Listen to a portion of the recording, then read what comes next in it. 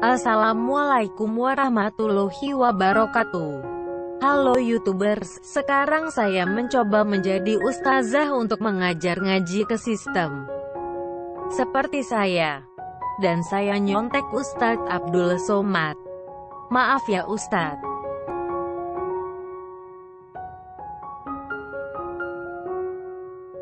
Ini sesi tanya jawab sistem. Pertanyaan pertama. Apa hukumnya menyukai atau menggemari film Korea? Apa maksudnya ini? Nyindir. Hahaha. Orang Korea itu kafir, tidak bersunat, tak pernah mandi, wajib berzina kerjanya. Kita jangan suka dengan sistem kafir, kata Ustadz. Siapa yang suka kepada orang kafir, maka dia bagian dari kafir itu. Condong hatinya kepada orang kafir.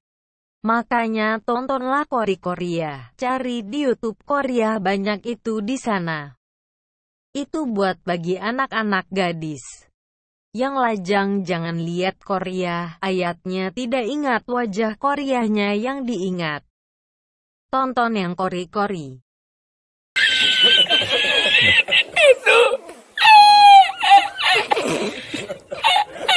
Lanjut ke pertanyaan kedua. Rasulullah mengabarkan akan ada penduduk neraka yang gigi gerahamnya sebesar bukit Uhud. Berarti penduduk neraka besar-besar ya ustazah? Iyalah, gigi geraham sebesar bukit Uhud. Bukit Uhud sebesar apa ustazah? Bukit Uhud itu 7 kilometer panjangnya, lalu kenapa orang di neraka itu besar? Kalau orang sebesar pentul korek dibakar cepat habisnya. Kalau orangnya besar lama habisnya. Apa maknanya? Maknanya adalah bahwa azab itu besar. Kalau gigi gerahamnya sebesar bukit Uhud, hidungnya sebesar apa ya? Hahaha, semoga bermanfaat ya sob.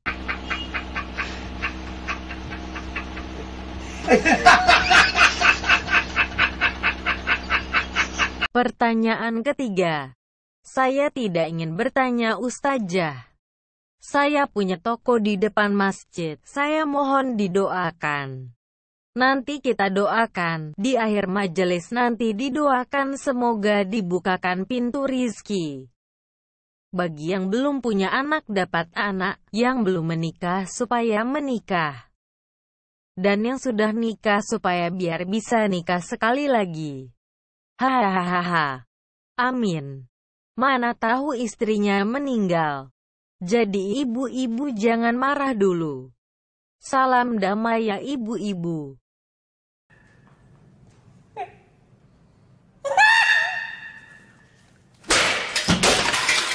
Lanjut lagi ke pertanyaan yang keempat. Ustazah, apakah ada amalan yang bisa cepat memiliki keturunan? Ada. Sholat tahajud tiap malam, di sujud terakhir minta sama Allah supaya diberi keturunan.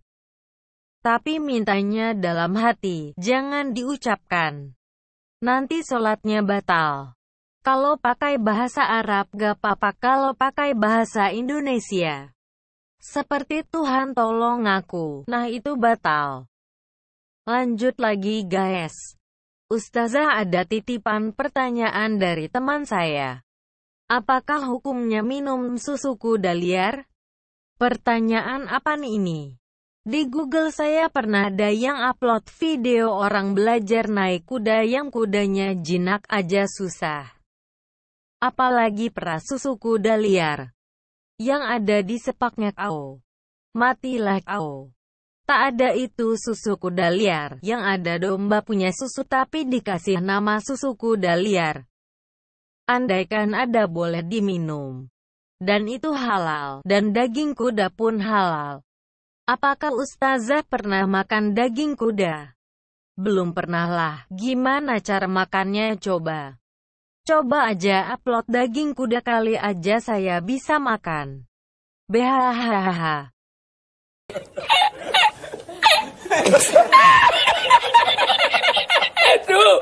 Lanjut lagi ya guys. Ustazah, saya mau tanya nih. Saya punya Al-Quran yang sudah jelek-jelek dan sobek-sobek. Sebaiknya diapakan? Kalau saya tinggal delete aja selesai. Kalau manusia gak boleh dibuang, tapi dibakar. Ambil bensin terus bakar, tapi bakarnya jangan di dalam rumah. Nanti kebakaran hanguslah kau. Huahahaha.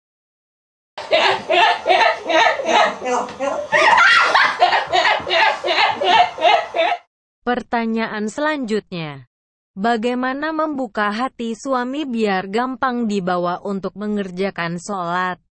Gampang ibu, ambil pisau buka hatinya, bisikan di hatinya, oi sholat. Huahaha, saya bercanda ibu, jangan baper. Ibu nanti malam sholat tahajud, abis itu ibu sholat hajat. Abis itu nanti pagi ibu ke toko buku beli buku. Judulnya Ancaman Orang yang Kagak Sholat. Dan nanti siang kalau pas masak sambil nyanyi. Walaupun hidup 1000 tahun kalau tak sembahyang tidak ada gunanya. Maaf ya Bapak. Maksudnya cuma biar Bapak sholat. Masa sudah gak kerja kagak sholat si Bapak? Entar sudah miskin masuk neraka. Huahahaha. Dan buat anaknya ibu semoga dia sholat. Kalau gak sholat bilang sama anaknya. Udah kagak sekolah terus kagak sholat. Entar udah bego terus masuk neraka. Huahahaha.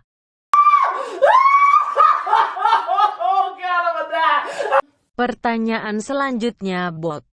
Teman saya ada yang yakin kalau dia playboy. Playboy syariah. Bagaimana saya memberitahukan untuk tidak menjadi playboy? Inilah gara-gara ada bank syariah, penggadaian syariah, jadi ada playboy syariah. Hahaha. Mungkin yang dia maksud itu laki-laki yang menjaga kehormatannya. Ikut remaja masjid, soleh, ganteng tapi dia tidak melanggar hukum syari itu baik. Tapi kalau dibawanya anak gadis orang yang berhijab, itu tidak membuat yang syari menjadi syariah. Karena dengan hijab, justru malah merusak. Anak gadis yang pacaran terus pakai jilbab itu justru merusak jilbabnya. Orang akan bertanya apa itu gadis berhijab berjalan pacaran. Lebih baik tidak perlu pakai jilbab. Nah itulah merusak tentang jilbabnya. Jadi larang robot gadis kita berhijab terus jalan pacaran. Salah, maksudnya anak gadis. Hahaha. Pertanyaan terakhir ya guys. Pertanyaan yang ke-10. Ustazah, saya bujang mau menikah dengan janda beranak 1. Karena dia berhati baik dan soleha. Bagaimana Ustazah? Mantap itu. Hahaha. Di zaman Nabi datanglah seorang sahabat, nikahlah dia. Nabi bertanya, kau nikah sama gadis atau janda? Kata sahabat, janda ya Rasulullah. Kata Nabi, kenapa engkau tidak menikah dengan gadis? Kalau sama gadis kan bisa bercanda-canda dan gurau-gurau. Sahabat menjawab, ya Rasulullah, adikku banyak dan masih gadis. Kalau aku menikah dengan gadis nanti berkelahi istriku dengan adik-adikku.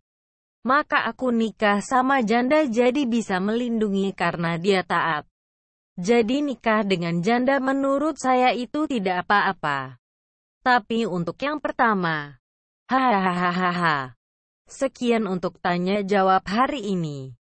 Insya Allah bermanfaat buat kita semua ya guys. Wabillahi taufik wal hidayah. Wassalamualaikum warahmatullahi wabarakatuh.